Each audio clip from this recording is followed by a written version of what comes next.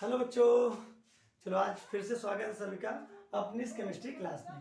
और आज हम लोग जानेंगे कक्षा 11 के अंतर्गत रसायन विज्ञान का जो पहला अध्याय है, रसायन की कुछ मूलभूत अवधारणाएं, इस चैप्टर के बारे में। तो इस चैप्टर के बारे में हमने तो काफ़ी सारी चीज़ें पढ़ भी रखी हैं। आज हम लोग पढ़ेंगे प्रतिशत संगठन, यानी कि प्रतिशत संगठन यानी कि परसेंटेज कंपोजिशन। कोई भी यौगिक हो, वो यौगिक कई तत्वों से मिलकर बना होता है। उस यौगिक में जो तत्व उपस्थित होते हैं, उन तत्वों की प्रतिशत मात्रा ही क्या कहलाती है? कहलाती है उस यौगिक का प्रतिशत संगठन। आई बात समझ में? तो देखो, प्रतिशत संगठन अगर किसी यौगिक का निकालना है तो उसमें एक सूत्र इस्तेमाल होता है, और वो सूत्र क्या है? ये यौगिक का प्रतिशत संघटन बराबर क्या होता है? यौगिक में तत्व का मोलर द्रव्यमान बटे यौगिक का मोलर द्रव्यमान। अच्छा, तत्व का मोलर द्रव्यमान का मतलब समझ में आया? यानी कि तत्व का मोलर द्रव्यमान, तत्व का मोलर द्रव्यमान मतलब तत्व का परमाणु भार। मतलब क्या होगा? तत्व का परमाणु भार।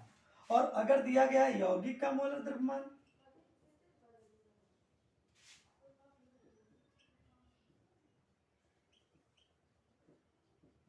तो ये क्या होगा? यौगिक का अणु भार। तो यहां पे कोई दिक्कत आई? आ जाएगा ना? आई बात समझ में? यौगिक का मोलर द्रव्यमान कहा जाए तो मतलब यौगिक के अणु भार की बात हो रही है, और तत्व का द्रव्यमान कहा, मोलर द्रव्यमान कहा जाए तो उसका मतलब है तत्व का परमाणु भार। अब चलो देखते हैं इसकी सहायता से हम प्रतिशत संगठन निकालते कैसे हैं।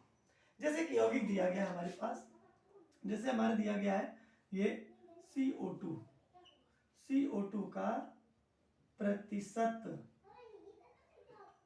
संघटन बताइए। ये एक क्वेश्चन है मेरे पास, तो इसका आंसर हम क्या लिखेंगे? तो देखो, प्रतिशत संगठन बताना है तो इसका मतलब है कि इसमें कार्बन कितने प्रतिशत है ये बताना है, और ये बताना है कि इसमें ऑक्सीजन कितने प्रतिशत है। तो चलो देखते हैं। सबसे पहले हम क्या करते हैं, दो बातें। देखो, कार्बन का जो मोलर द्रव्यमान होता है वो कितना होता है? 12। ऑक्सीजन का मोलर द्रव्यमान ये कितना होता है? ये होता है 16।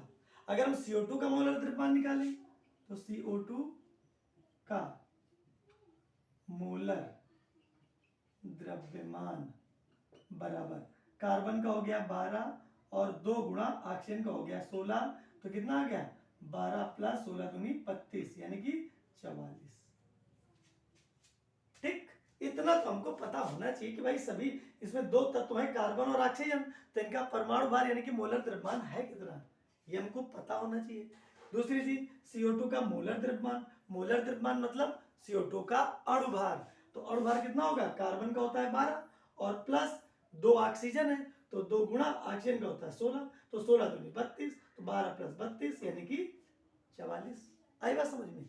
अब देखो क्या करते हैं, CO2 में कार्बन की प्रतिशत मात्रा।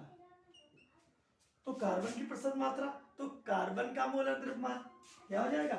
कार्बन का मोलर द्रव्यमान बटे आ जाएगा CO2 का मोलर द्रव्यमान और इंटू 100। वही तो है तत्व का मोलर द्रव्यमान। तो यौगिक में कौन सा तत्व है? कार्बन का मोलर द्रव्यमान बटे यौगिक का मोलर द्रव्यमान। तो यौगिक कौन सा है? CO2, तो CO2 का मोलर द्रव्यमान और इंटू 100, इंटू 100। आई बात समझ में? तो हम क्या करेंगे, कार्बन का मोलर द्रव्यमान कितना होता है 12 बटे CO2 का मोलर द्रव्यमान 44, तो क्या हो जाएगा इंटू 100, तो आ जाएगा 2 4 का 12, 2 दूनी 4, 2 दूनी 4, फिर 2 से 2 तिहाई 6, और यहाँ पे 2 एकम 2, 2 एकम 2, कितना आ जाएगा 300 बटे 11, यानी कि 11 का भाग दोगे 300 में, कितना आ जाएगा 11 दूनी 22, बचा कितना 8, ये 0, 11 सत्ते 77, बचा कितना 3, दशमलव लगा दो 0, 11 दूनी 22, कितना बचा 8, फिर एक 0, 11 सत्ते 77, यानी कि कार्बन की प्रतिशत मात्रा बराबर 27.27%। आ गया।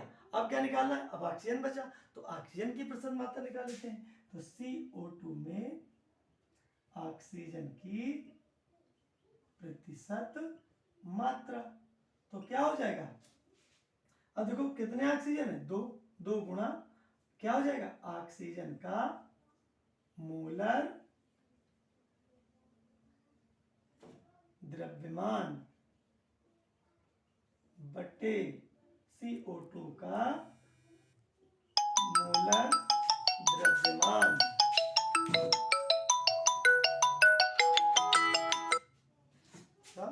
मोलर द्रव्यमान गुणा 100, तो क्या आ जाएगा 2 गुणा ऑक्सीजन कितना होता है 16 बटे कितना आया इसका 44 गुणा 100, कोई दिक्कत, 2 से काट दो, 2 दूनी 4, 2 दूनी 4, 2 चौको 2 अट्ठे 16,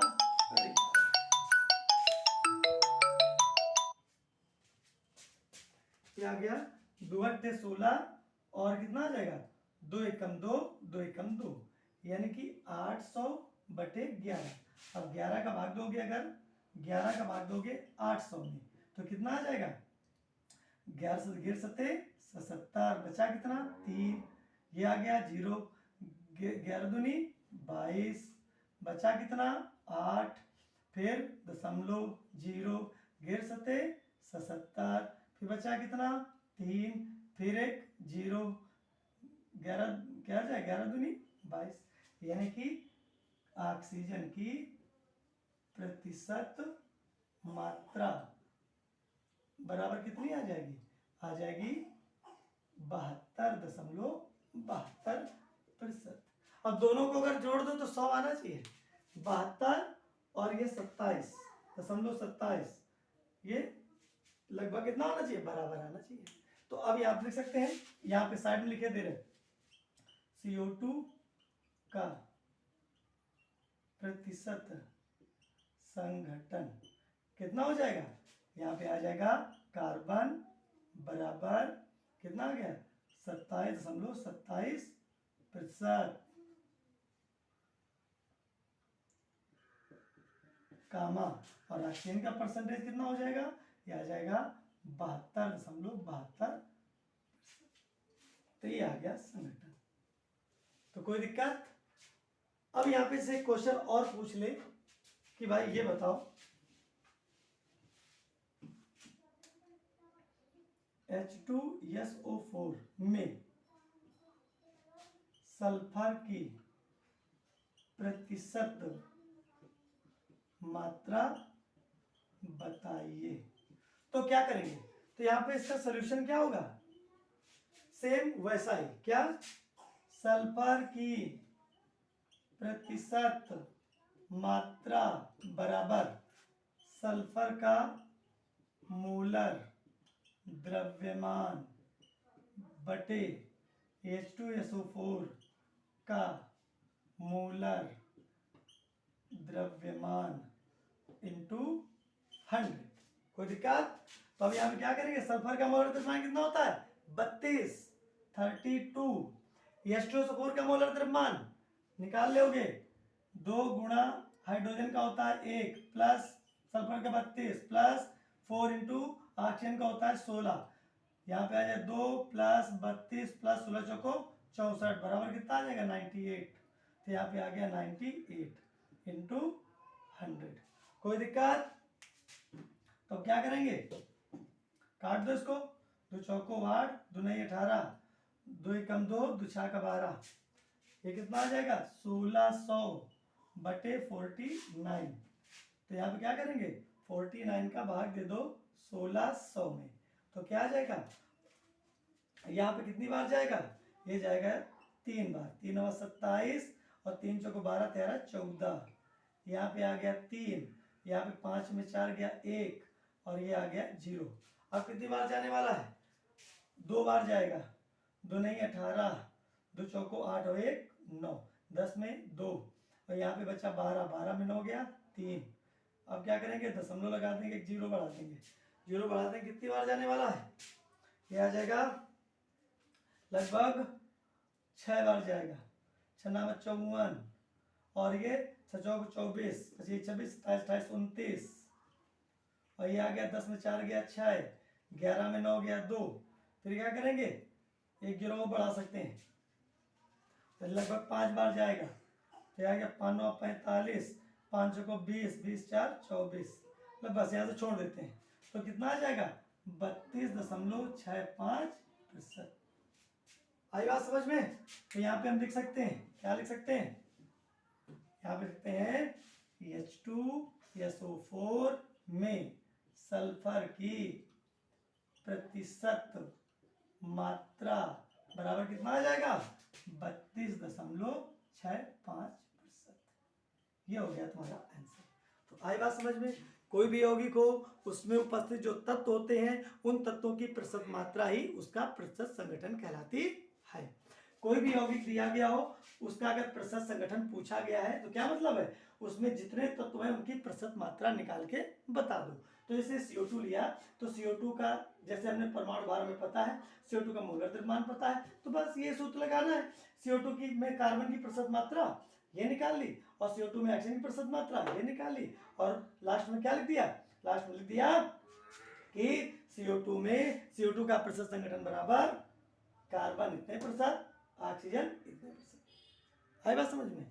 ऐसे ही अगर कोई यौगिक दिया गया है उसमें किसी एक तत्व की प्रतिशत मात्रा पूछी गई है तो क्या करेंगे, हम उस तत्व, जैसे इसमें सल्फर की प्रतिशत मात्रा पूछी गई है तो हम सल्फर की प्रतिशत मात्रा बराबर क्या होगा, सल्फर का मोलर द्रव्यमान बटे पूरे अणु का मोलर द्रव्यमान, यानी कि H2SO4 का मोलर द्रव्यमान, सल्फर का मोलर द्रव्यमान 32 और H2SO4 का 98 इंटू 100, इसको हल करते हैं तो आएगा 32.65। ठीक, तो आज हम लोगों ने सीखा प्रतिशत संगठन के बारे में। अब हम क्या करेंगे, अगली क्लास में कुछ और सीखेंगे, तब तक के लिए जय हिंद जय भारत।